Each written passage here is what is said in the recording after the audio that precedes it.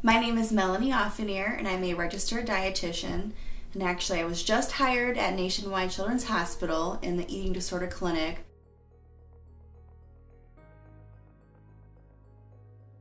It's important for me as a dietitian to know about what ingredients we're putting into our body because you're educating patients on what foods they should be eating.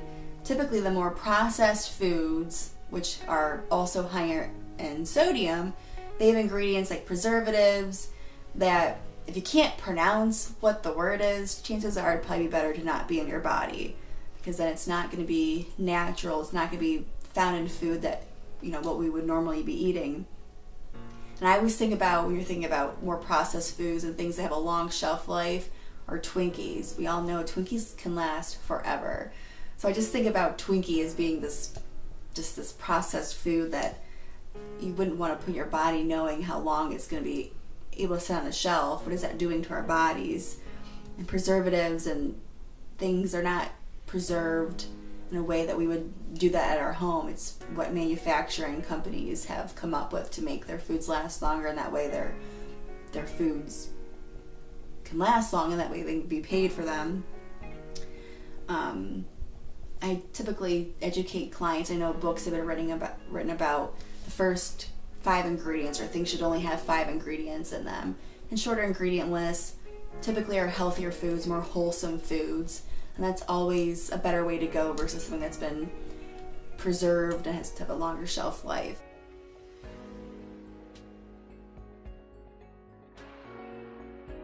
My relationship with the Weight of the Nation, I actually did a presentation with the Akron Canton Regional Food Bank last summer on the Weight of the Nations, and I showed different clips from the DVDs to the agency members, people that distribute the food, talking about food insecurity and the role that plays in people being overweight or obese.